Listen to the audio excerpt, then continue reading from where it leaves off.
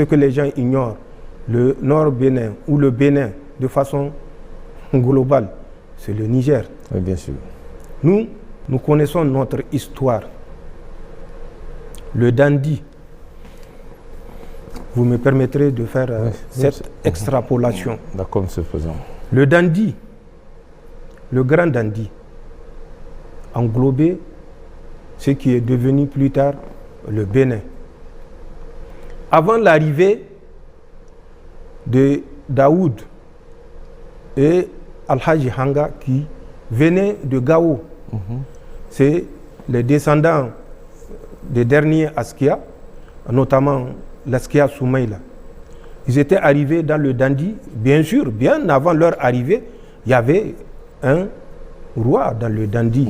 C'est Dakou, dont la fille Tassa va marier Al-Haji Hanga en 1700. Oui. C'est de ce mariage-là qu'une lignée va naître. Lignée qui va prendre, si vous voulez, le pouvoir.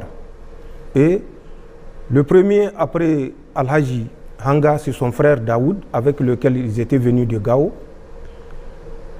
En 1761, c'est leur fils, le fils de Al-Haji Hanga, un certain Samsou Beri, qui va prendre le pouvoir.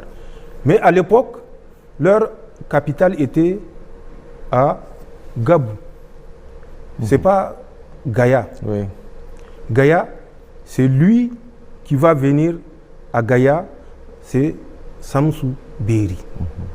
Il va quitter Gabou, où était déjà roi son oncle. C'est son oncle qui était le roi. Il va quitter et il s'installe à Gaïa. À partir de Gaïa, Samsou Beri va régner jusqu'à 1779. Je dis bien 1779. De 1761 à 1779, c'est Samsou Beri qui était le roi du dandy. D'accord. Mais avec comme capitale Gaïa, puisque son oncle, Dizi il s'appelle, avait finalement abdiqué au profit de son neveu Samsou Beri.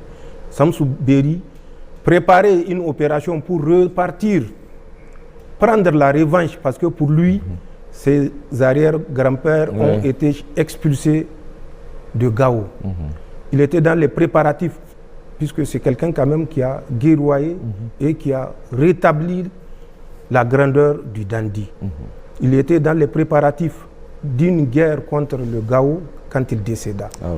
Il sera remplacé par un certain Hargani.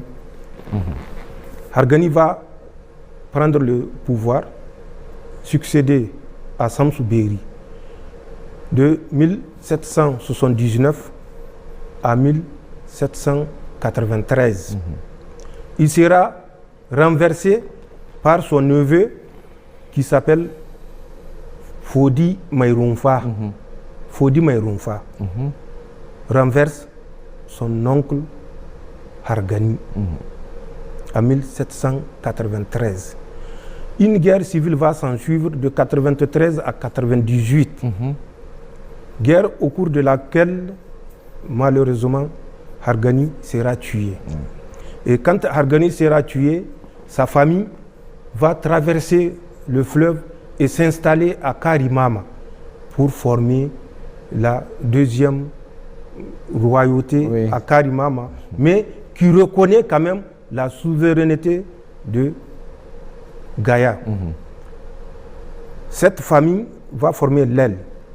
Plus tard, Fodi Maïrounfa aura des difficultés avec un de ses oncles, Samsou Kaina, également, qui va rentrer en conflit avec Fodi Maïrounfa. Et suite à la confrontation inévitable, les descendants de Samsou Kaina vont dans un premier temps rejoindre la famille de Hargani à Karimama avant que la localité de Madakali Madekali. Oui, Madekali, tout à fait. 20 km de l'autre côté, à l'intérieur du territoire béninois. Et c'est là où sera la 3e lignée et le Dandi sera réparti en 3 principautés, mais dont la souveraineté est du Dandi côté Gaïa. Donc la famille de Samsou Beri, à travers son fils Fodi Maïroumfa, qui va décéder en 1805, restera à Gaïa. La famille de Hargani, qui a traversé et s'installé à Karimama, va régner à Karimama. Et la famille de Samsou Kaina, qui a, à partir de Karimama, continué sur Madekali, va régner à Madekali. D'accord.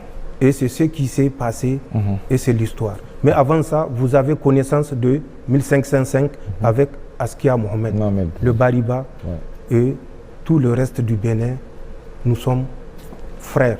Nous connaissons l'histoire, donc nous ne disons rien pour nuire à qui que ce soit, mais nous ne pouvons être responsables devant l'histoire également par excès de gentillesse, par excès de compréhension, être à la base de la dislocation complice de notre pays, encore moins de notre confédération. D'accord.